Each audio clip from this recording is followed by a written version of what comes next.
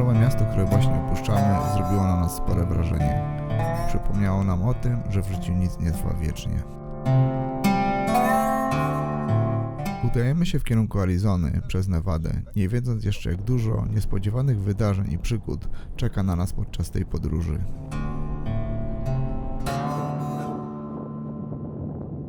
Na pograniczu Arizony, gdzie mamy wyznaczony kolejny nocleg, napotkaliśmy trudności związane z odnalezieniem drogi. Zapada zmierzch, co dodatkowo utrudnia poszukiwanie przejezdnej trasy. Pomimo zawikłanej sytuacji, za chwilę pojawi się miła niespodzianka. Psiąki.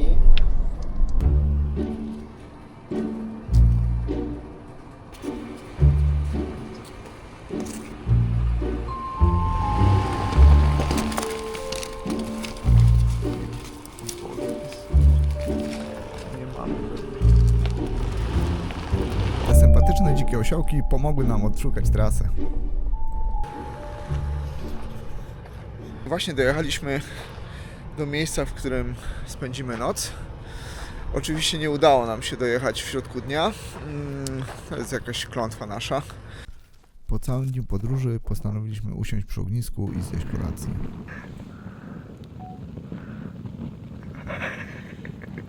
W oddali jarzyły się światła miasta, którego szum dzisiaj nas nie dotyczył. Będzie chyba zmiana planu. Noc była dosyć ciężka. Padało. Dalej pada, jest bardzo zachmurzone. Plan był iść na hike today. Iść dzisiaj i odwiedzić gorące źródła, które prowadziły do rzeki Colorado. Na razie musimy się obudzić. Dodatkowo Monika stwierdziła, że jeżeli by nie pójdziemy na hike, to pojedziemy od razu do Vegas na pączki, kawę. Decyzja została podjęta.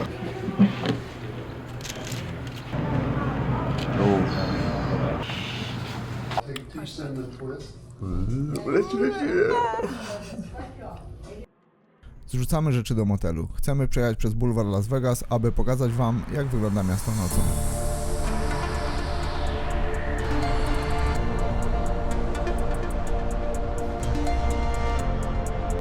Niestety, z powodu wyścigu Formuły 1 większość ulic zostało zamkniętych. W tej sytuacji postanowiliśmy jeszcze zjeść coś dobrego w jednej z naszych ulubionych wegańskich restauracji.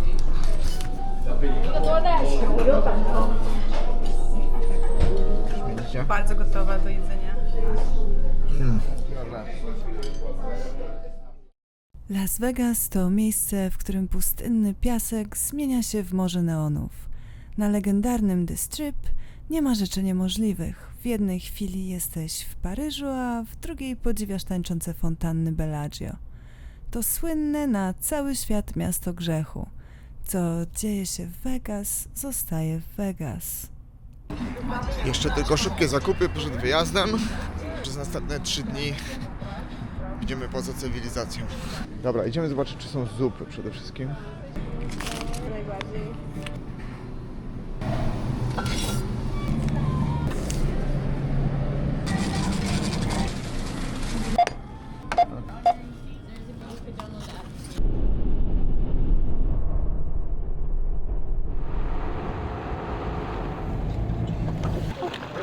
Właśnie podjechaliśmy pod wjazd do Doliny Śmierci. Będziemy kontynuować drogę dalej. Mamy jeszcze jakieś około 4 godziny drogi do naszego celu, gdzie będziemy nocować.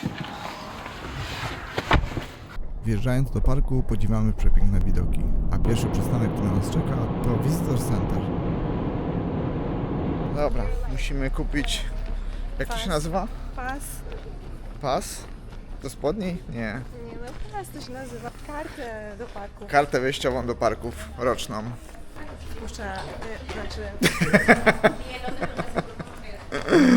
whatever. Polska mowa, ciężka mowa. Doskonała jest. Będzie do naszej kolekcji. Będziemy jechać tędy przez całe Saline Valley. No. Będziemy skręcać tu. Będziemy jechać przez ten wąwóz. Tu będzie troszeczkę off-roadu takiego trudnego. A tu jest fajnie, dokładnie. A tu jest Eureka Dunes i tu spędzimy noc. I musimy się przedostać przez całą tą dolinę. Okej, mamy kupioną roczną przepustkę. Upewniliśmy się, że nasza trasa jest przejezdna, ponieważ znaczna część parku jest pozamykana z powodu ulew, które też doświadczyliśmy już parę dni temu. Tak więc nie ma żadnej zmiany planu, działamy dalej.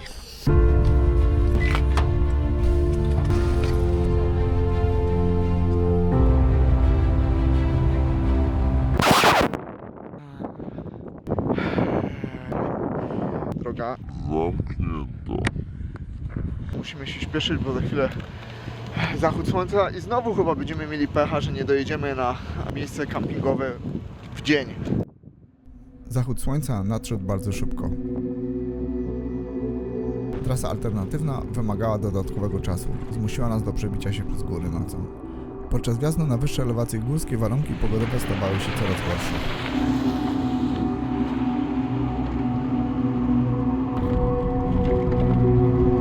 Dorwał nas śnieg. Idziemy z góry bardzo powoli. Na razie niestety jest coraz więcej śniegu. Monika tutaj nie widać ją, ale prowadzi W pełnym napięciu. w pełnym napięciu. Musimy uważać, bo droga prowadzi nas zboczem górskim i jest bardzo ślisko. Jeden nieuważny ruch może skończyć się tragicznie, a stoczenie się w przepaść nie jest naszym zamierzeniem.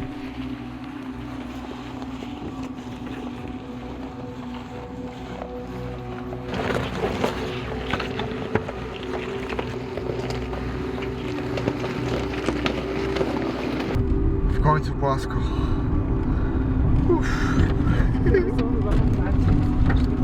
Ty jesteś po prostu szalona, bo ty się niczego nie boisz.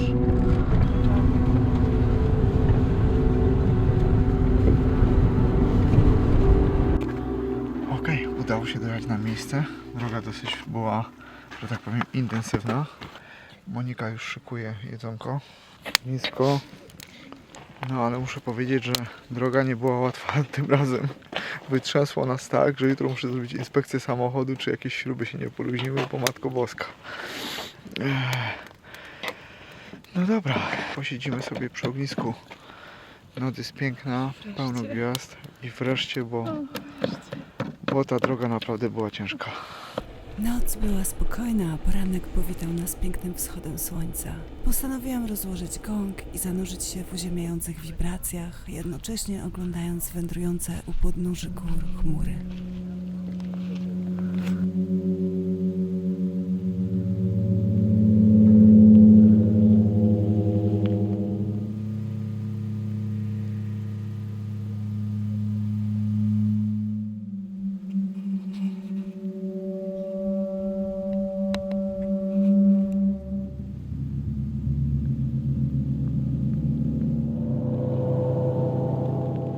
Przygotujemy sobie kawunię. Nie ma nic bardziej przyjemnego niż poranna ciepła kawunia, a raczej espresso. Trzeba czekać trochę i ciśniemy dalej. Dźwięku daje. O, jaki zapach. O Boże. Jeszcze mamy Donut House. O Boże. Jeszcze mamy I moje Donut House. słodycze. O. Musimy opuścić powietrze z opon. Wczoraj nie zrobiliśmy tego i żałowaliśmy, bo było zimno, dopadł nas śnieg i po prostu nie chciało nam się wychodzić z auta i tego robić. Na przyszłość trzeba jednak się zatrzymać, bo poprawia to komfort jazdy i bezpieczeństwo w sumie też. Tak więc dzisiaj opuścimy powietrze i będziemy kontynuować. Zanim wyruszymy, postanowiliśmy skorzystać ze świeżo odnowionych gorących źródeł.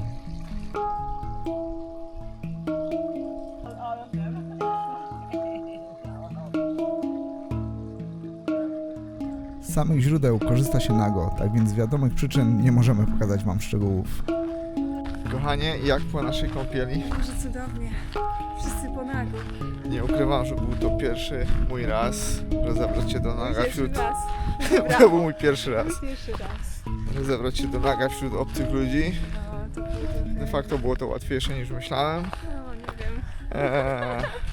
Ale o Boże, było to Okej, tak ale przecudowne uczucie. Fajnie.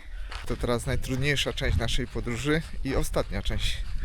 Tak więc mam nadzieję, że będzie fajnie.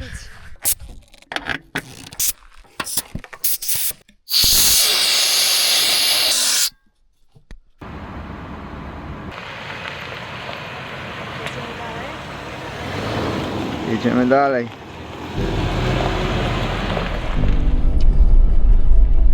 Fajnymi autami to są ludzie. Jest makusa.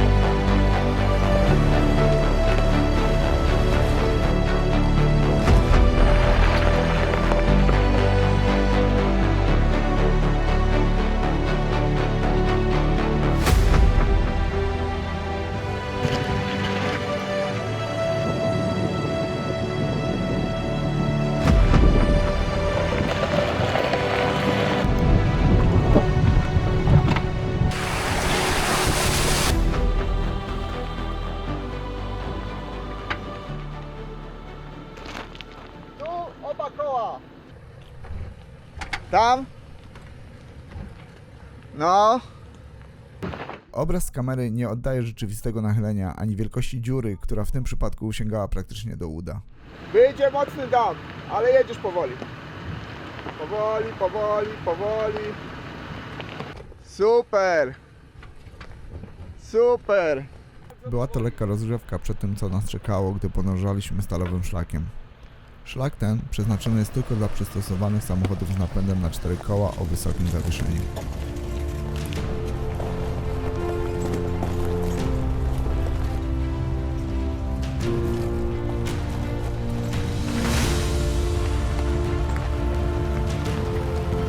Droga stawała się coraz węższa, a ściany przeradzały się w wąski wąwóz i w tym momencie zaczynamy przeprawę przez DD Canyon. I jedziesz prosto cały czas, baby. Nie. Jeszcze?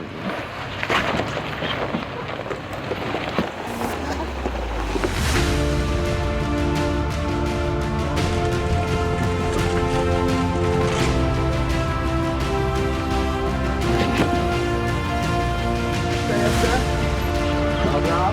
Super, super, super. Dobra, witam. Powoli, powoli.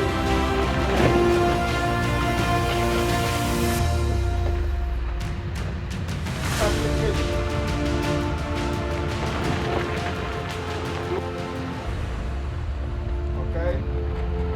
Super, i kręć teraz mocno, mocno kręcić. Mocno, mocno, mocno, mocno. Dobra, super, super. Jedziesz. Kurwa, super. I teraz minimalnie wyprostuj koła. Tylko powoli, bo tam opadnie cię. Odbij trochę w twoją stronę. Jedziesz. O, nie chcę tu nic mówić, ale to jest zasługa bardzo dobrego spotera. Bardzo pięknie i gładko to wszystko przeszło. To był najcięższy odcinek naszej podróży. Monika, jak tam wrażenia? Tuż za zakrętem wyłania się spektakularny widok na wydmę Eureka, która jest naszym ostatnim celem. Jednak jak się za chwilę okaże, los miał dla nas inne plany. Ktoś potrzebował pomocy.